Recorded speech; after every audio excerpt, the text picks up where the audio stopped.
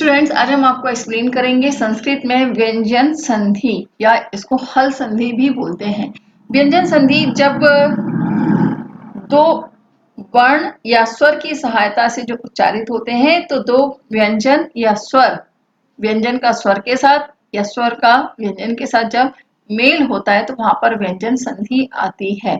अब इसको इस तरह से बोल सकते हैं, व्यंजन का किसी व्यंजन के साथ या व्यंजन का किसी स्वर के साथ मेल होने पर व्यंजन में जो परिवर्तन आता है उसे व्यंजन संधि कहते हैं। अब व्यंजन जो हमने आपको पहले ही बताया, आप हमारे शुरू के वीडियो देखेंगे तो व्यंजन कौन कौन से होते हैं आपको समझ में आएगा। अगर व्यंजन संधि के जो भेद हैं उनमें से कुछ प्रमुख जो भेद होते हैं उनको हम आपको एक्सप्लेन यहाँ पर करेंगे, जो मुख्य रूप से परीक्षा में आते हैं। पहले व्यंजन को एक बार और अच्छे से समझने की कोशिश करते हैं कि व्यंजन वर्ण का उच्चारण थोड़ा सा कठिन होता है स्वर के बिना। अगर स्वर उसमें ना हो तो उसके नीचे हलंत लगा होता है और प्रथम पद जो होता है उस पर निर्भर करता है कि संधि कौन सी है। तो इस बात का हमेशा ध्यान रखेंगे कि जब दो पदों के बीच में जो संधि हो रही है तो उसमें प्रथम पद अगर स्वर है तो वो स्वर संधि में जाएगा, लेकिन अगर व्यंजन है तो वहां पर व्यंजन संधि आएगी। अब इसमें अगर हम पहला देखें तो इसमें अनुस्वार संधि, इसका व्यंजन संधि का जो मुख्य भेद है अनुस्वार संधि। अब अनुस्वार संधि जो होती है, शब्द के अंत में स्थित मां के बाद यदि कोई व्यंजन आता है, यदि पद के अंत में कोई मां है और उसके बाद कोई व्यंजन वर्ण आता है तो मां का अनुस्वार हो जाता है। मां का अनुस्वार किस तरह से होगा, जैसे कहीं भी हम क्या करते हैं कि अगर कोई अंगूर लिखना है तो हम ऊपर बिंदी लगा देते हैं, शंकर लिखना है तो हम बिंदी लगा देते हैं। तो हमें इस बात का ध्यान रखना होता है कि बिंदी का अपना एक महत्व होता है और कहाँ पर बिंदी लगाना है और कहाँ पे व्यंजन जो है आधा लिखना है। तो इस बात का ध्यान रखेंगे तो आपको स्पष्ट हो जाएगा कि बिंदी का जो महत्व है कितना ज्यादा होता है। हर जगह बिंदी का उपयोग नहीं किया जाता है। तो अनुस्वार जो होता है, मां का अनुस्वार जो होता है ऊपर अम की बिंदी में बदल जाता है। कई बार हम देखते हैं संकल्प अगर हम बोले तो संकल्प में हमें इंगा सुनाई देता है, लेकिन हम ऊपर सा के ऊपर बिंदी लगा करके उसको संकल्प लिख के पूरा कर देते हैं, जबकि ये गलत माना जाता है। लेकिन हमारी भाषा में बोलचाल में लिखने में ये इतना ज्यादा फेमिलियर हो गया है कि इसको अनदेखा करके और सही शब्द मान लिया जाता है। और अगर हम देखें कहीं पर जिस तरह से अगर हम बोले कहीं पर न का उच्चारण हो रहा है तो न में उच्चारण में भी हम बिंदी का उपयोग लगा देते हैं। तो ये न का, माँ का, इंगा का सब जगह जो बिंदी लगाई जाती है तो किस तरह से लगाई जाती है और क्यों लगाई जाती है और कब लगाई जाती है, इसको समझने के लिए आप ध्यान दीजिए। पद के अंत में अगर माँ हो तो आगे कोई और स्वर आता है तो माँ स्वर के साथ मिलकर अनुस्वार नहीं होता है, इस बात का आप ध्यान रखेंगे।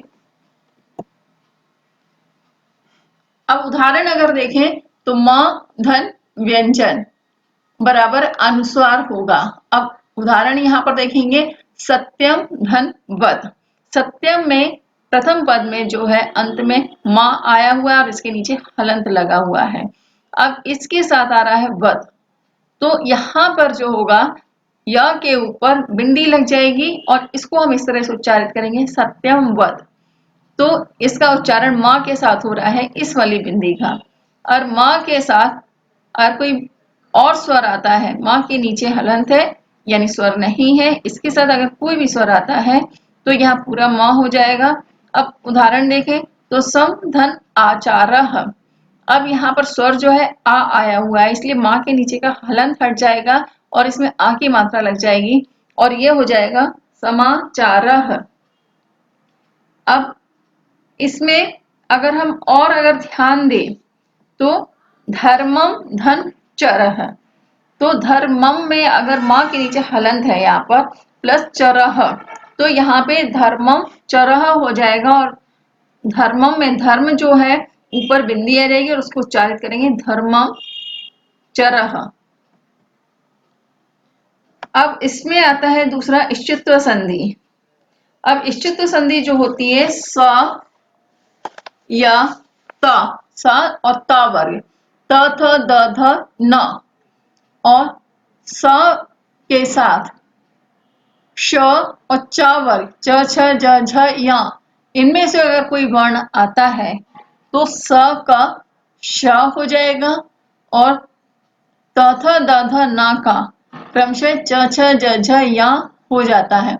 अगर उदाहरण देखते हैं यहाँ पर किस तरह से होता है, हम आपको समझाने का प्रयास करते हैं फिर से कि सत धन जनः, तो यहाँ पे सत्य जो है ता के नीचे हलंत है और ये ता वर्ग का है, तो हमने यहाँ पर आपको बताया कि ता वर्ग का जो त थ द ध न के स्थान पर क्या हो जाएगा, यहाँ पर क्रमशः श और चा वर्ग, च छ ज झ या में से कोई वर्ण होगा तो स का श और त थ द ध न का क्रमशः च छ ज झ या हो जाएगा। तो यहाँ सत्य में त थ द ध न का है तो ता के स्थान पर च हो जाएगा, और चूंकि यहाँ पे सत्य जो है आधा है, आधा का मतलब इसके साथ स्वर नहीं है, इसलिए त के स्थान पर च आधा आएगा, तो यहाँ पर हो जाएगा सज्जनः, और त थ द ध न, यहाँ पे तीसरे वर्ण का उपयोग होगा, त के स्थान पर ज आएगा यानी सज्जनः, त के स्थान पर च वर्ग का तीसरा वर्ण यहाँ पर आएगा, तो यहाँ पर हो जाएगा सज्जनः।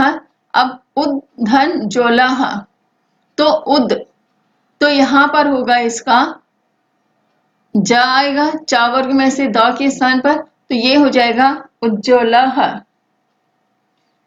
अगर हम इसमें एक उदाहरण और देखें, कस धन चित, तो कस स के नीचे हलंत है, धन चित, तो यहाँ पे स का श हो जाएगा और हलंत है, इसका मतलब कि स आधा है, तो यहाँ हो जाएगा कश्चित।